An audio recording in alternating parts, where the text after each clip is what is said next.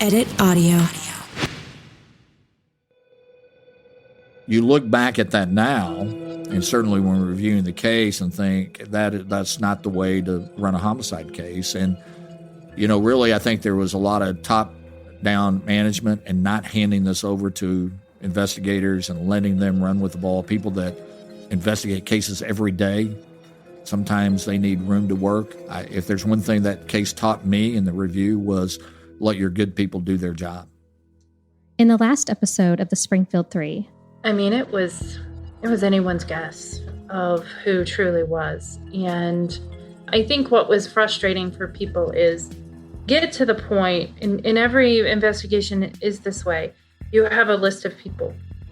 Eliminate some of those on the list. At least get them off, track them down. And I don't know that ever happened. Have they ever eliminated Robert Craig Cox? No, not to my knowledge. I've talked to them a couple years ago. And have they eliminated the group of boys? I don't think so. So let's recap potential suspects. We have the young grave robbers, one of whom was Susie's ex-boyfriend. She was allegedly to testify against him in court. We have Steve Garrison, the prisoner who told police his friend had confessed to killing the 3 women during a party. There's Larry Hall, a serial killer who was suspected of murdering somewhere around 50 women. He was a Civil War buff who could have possibly been in the Springfield area at the time. There's Gerald Carnahan, the Springfield businessman who murdered beauty queen Jackie Johns. And there's Robert Craig Cox, the former Army Ranger convicted for the murder of Sharon Zellers. None of these men have been convicted of the kidnappings of Susie, Stacy, and Cheryl.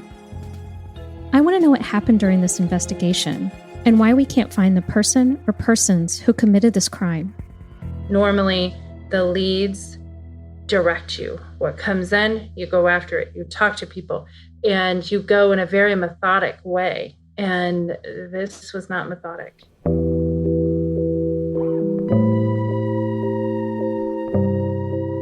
This is the Springfield Three, a podcast about the disappearance of 3 women who forever changed a small Missouri town and the people in it.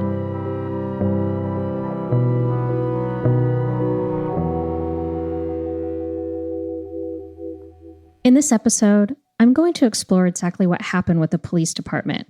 And to be clear, every member of law enforcement that worked with us on this podcast, like Rick Bookout and David Milsap and David Asher, they want nothing more than to solve this case. The same with Darrell Moore. These guys have done countless interviews over the decades, some of them years after being retired, all in hopes that it could possibly lead to finding out what happened to Stacy, Susie, and Cheryl. I read Rick Bookout's initial incident report on this case, which was thorough and extensive at 5 pages long with meticulous attention to detail. Journalist Robert Keyes remembered the report as well.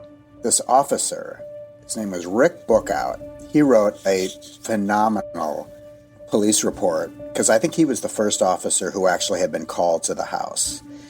And he wrote a very, I thought, as I recall, really very detailed report as to what he observed. And I'll never forget it because we don't know what happened, but it was so good because there was so much information in it. You could really just see inside that house. So I kind of used that as a setting to say, this is what it looked like when somebody came to the house. The blinds were slightly peeked up or something, and just things that may or may not be relevant to what happened to the girls, but things that just sort of cast a sense of this was the setting. Like securing any interview, there are some people involved in this case that didn't want to participate. Some of the law enforcement was retired and some have passed away. This case is nearly 30 years old after all. And there are some that just didn't want anything to do with this. There are people like reporter Dennis Graves, who said that it was just too painful to revisit. I get that. The Springfield Police have their own PR department. It's where interview requests like mine are fielded. I reached out to them back in January of 2020 in hopes to speak with someone about this case. I was told that they have recently done several media interviews that have not created much traction in the investigation. So after speaking to the Majorette Criminal Investigations Division, they decided to, quote, opt out at this time. I guess I'm a little confused as to why the police department is dependent on the media to create traction in this case. And if it were not solved or created traction from one of the stories, does this mean that all others are off limits? And if the goal is to create traction, wouldn't a podcast be a way to reach a larger audience? But I kept trying and I kept getting denied. They told me via email that if I'd like to check back in a couple of months, the newly assigned detectives will be more familiar and better equipped to speak about the case. In my most recent correspondence, I was given permission to email some questions. 3 months later, I'm still waiting to get answers.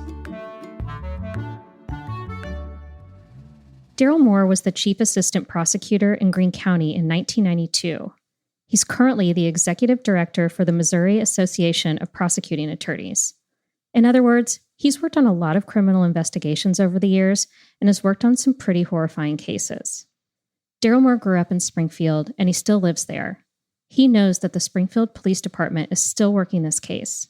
I told the McCalls through the years that we would continue to work it, and the police departments continued to work it. And we followed up on every plausible lead that we could to try to get resolution for both families, and unfortunately it's not happened.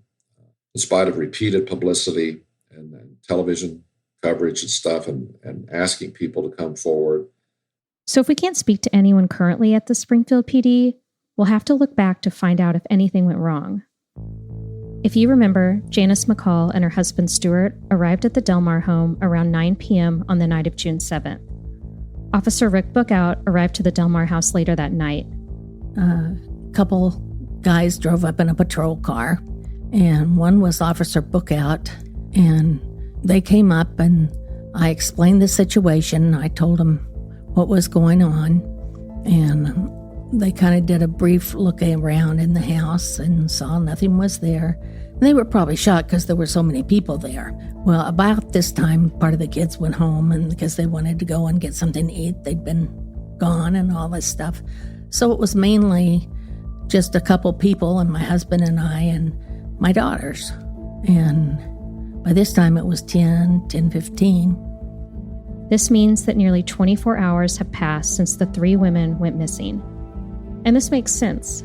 These sort of crimes don't happen in Springfield, Missouri, which is why everyone flocked to the house when the women couldn't be found. We know that the most likely place of the disappearance was at Cheryl and Susie's home at 1717 Delmar. The initial police report from Officer Rick Bookout states that by the time law enforcement had arrived, the following people were at the scene: Janelle Kirby, Mike Henson, Stuart and Janis McCall and their daughters Meredith and Lisa, Adina, a friend of Stacy and Susie's, and her mother Darlene, and Janelle's parents, Randy and Kathy Kirby. When I responded to the address, as I recall, there were a lot of people there. There were adults, there were kids, people coming in and out of the house, people in the yard. Rick Bookout's report states, quote, "Upon attempting to conduct an investigation of the house, Officer Brian Galt and I were advised by subjects present that they had already cleaned up the glass and looked in the purses and around the residence prior to our arrival. 10 people had been in the small house. They'd emptied ashtrays and washed dishes. They'd walked around the house, touched surfaces, and answered the telephone. And they swept up the glass, the one possible sign that something was amiss or that there was any struggle in the home. How was it broken? Had the perpetrator tried to remove the bulb and inadvertently broken the glass dome?" Well, I think just the fact that so many people were there and had been there at different times, I think that compromises a crime scene. David Milsap was lieutenant of the Springfield Police Department when they helped reorganize the case years later. He had a unique perspective. He had time to look back on what happened in the first hours, days, and months of the investigation. Well, there were a few things that happened in the case which is somewhat unique. By the time the Springfield Police Department got its initial report that the women were missing, when the initial officers arrived on scene, there were some 10 people already in the crime scene. So right then, the crime scene was somewhat corrupt. And most of those were family and friends of the 3 missing women. So they didn't go there with the idea of corrupting that crime scene. So all of a sudden now you're behind the 8 ball because you don't have a crime scene to really work with as pristine as it should have been. But like Darrell Moore points out, you can't fault the family for going into the crime scene. Well, there's always going to be speculation because We don't know if anything would have been found because, as you said, when the relatives and friends first showed up over at the house because they couldn't contact anybody, they really didn't think that anything sinister or evil had happened. I mean, that would be the first. Let's be real, in 1992 in Springfield, Missouri, you wouldn't think anything like that would happen here. And so out of natural reflex, they move some things, they do some cleanup. And so there may not have been anything found. I mean, you don't want to be critical of family and friends for doing something that at the time would have seemed natural. Once inside the home, the telephone rang. It's been said by multiple people that lewd comments were made and that there were multiple calls and that a message was accidentally deleted. I've asked almost everyone we've interviewed in this series about those calls, but no one had an answer if they meant anything or who could have even made them. Could more have been done if we had this evidence? So with the crime scene tampered, police were already off to a rocky start. And to make matters worse, with a crime like this, time is crucial. Here's Darrell Moore again. Those first few hours, there's a TV show called 48 Hours. The premise is that if you're going to solve especially a homicide case, that those first 48 hours are critical. And the reality is in any criminal investigation, the beginning. So I would say the midnight hours into the early morning hours they're taking back in June of 1992, those were the critical hours. Everything was critical. Sheriff Milsap explained what was happening in the police department in those first few hours. There was a report made on the Sunday that the girls were missing, and that the Springfield Police Department arrived on the scene somewhere around 10 p.m. The report was written, did not get to criminal investigations until the next morning. And that was in the process of how things were done, that was not unusual. The case would be preliminary report would be taken by patrol. It would be sent to criminal investigations. A sergeant would review it for assignment. So it was either a Monday or Tuesday before criminal investigations, I think, had the case. And so there was probably a time lapse of about 24 hours before a detective was assigned to the case. But Janis McCall felt that the police weren't acting fast enough. And then I had to go see the sergeant. They said, the sergeant wants to see you. And he said, well, he leaned back in his chair and he says, why are you waiting till now to report it? Why'd you wait till now? And I very indignantly said, I didn't wait till now.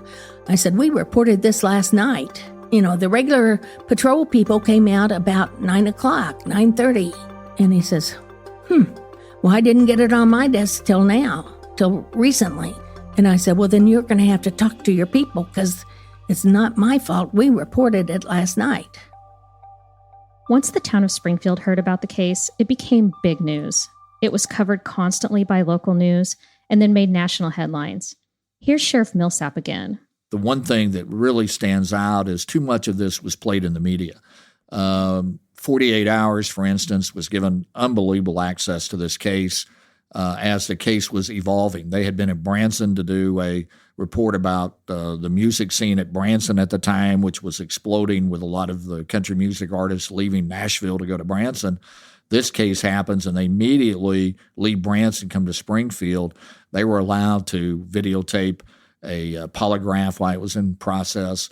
When they would have briefings with the investigators, the family of the McCalls were allowed to be there during those briefings, which really stifles, I think, investigators talking about the case.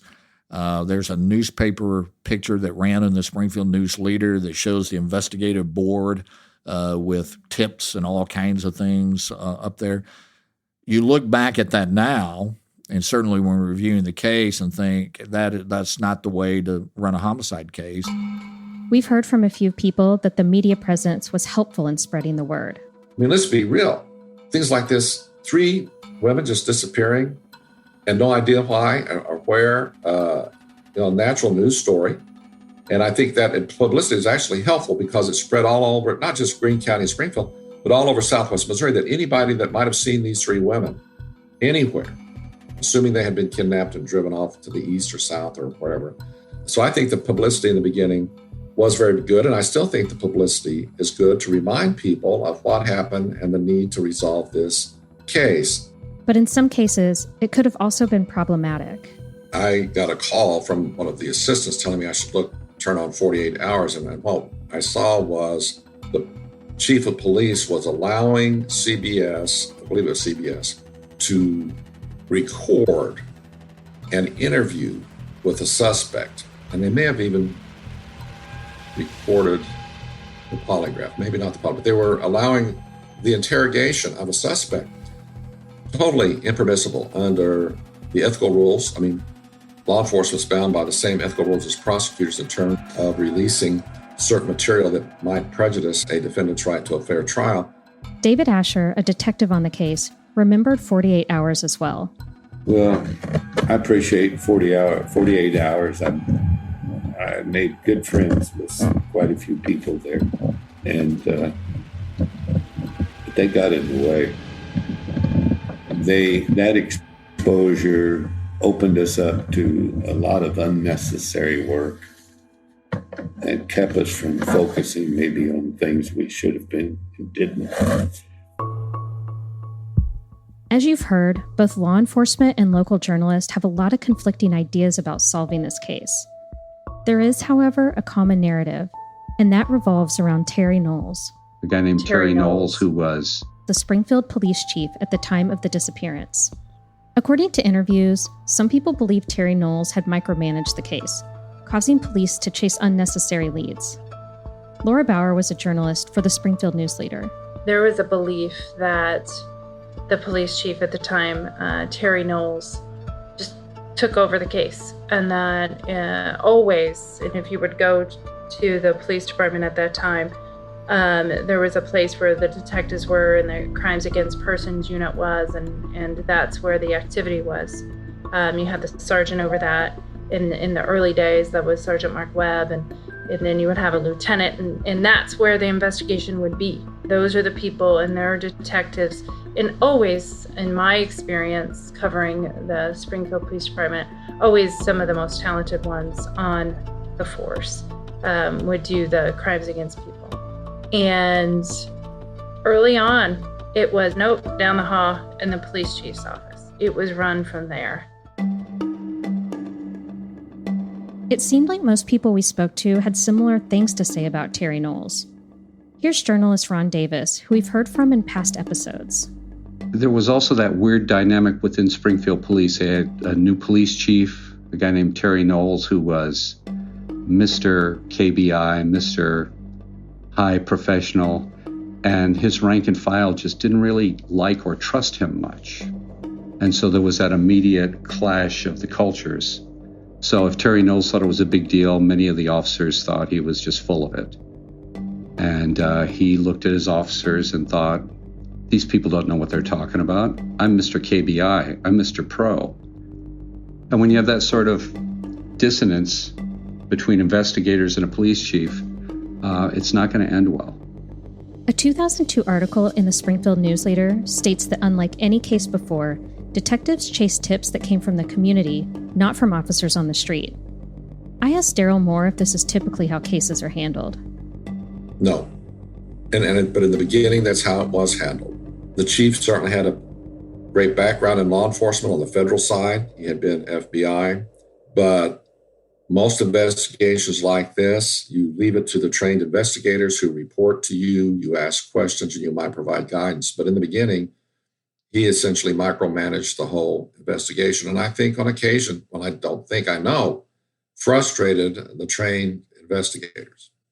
And of course, that was an incident where I think the chief took one of the suspects out for a cheeseburger at McDonald's, and based on that conversation, decided that they were not suspects. Is that normal? I mean, why wouldn't somebody be fired for doing something like that? Well, first of all, it's the chief of police who was former FBI.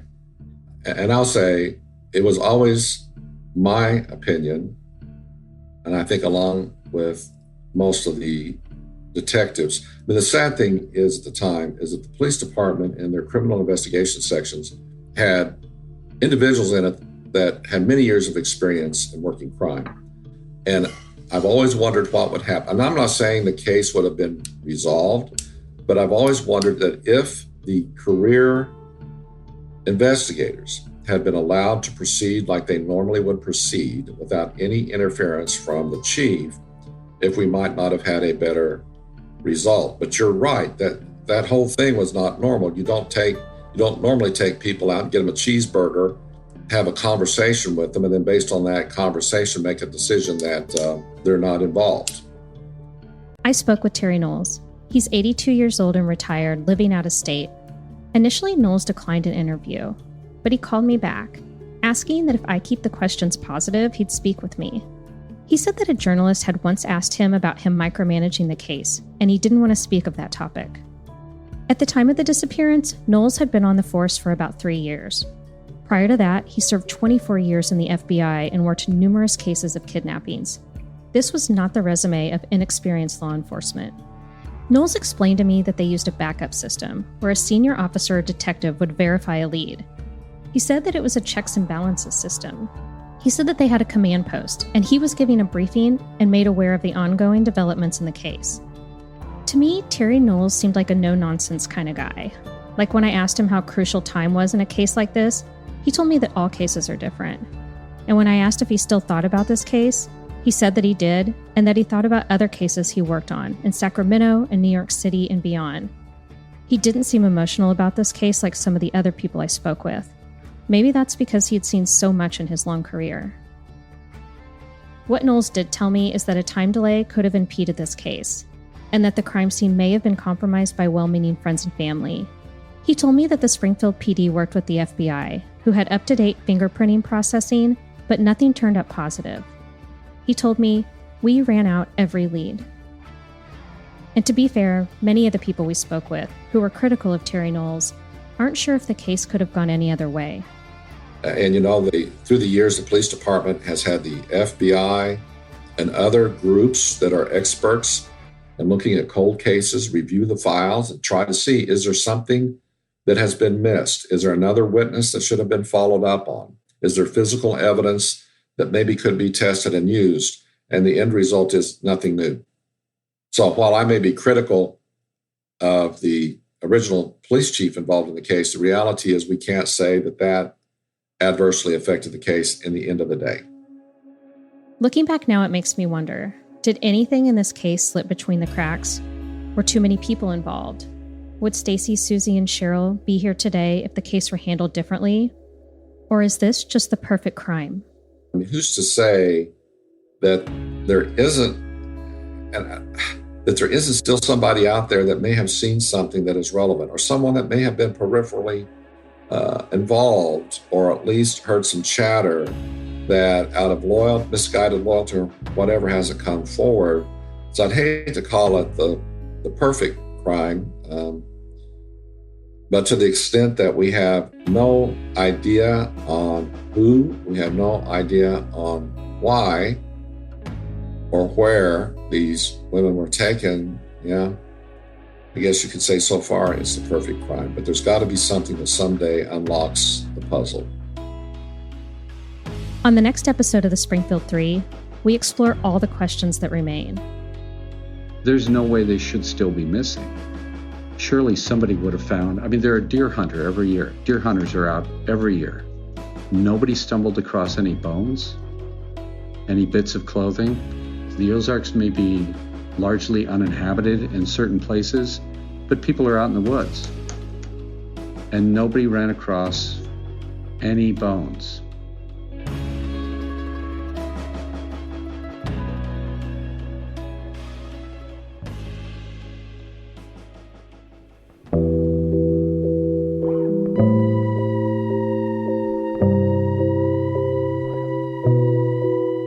The Springfield Three is an Edit Audio original production created in collaboration with Ann Roderick Jones.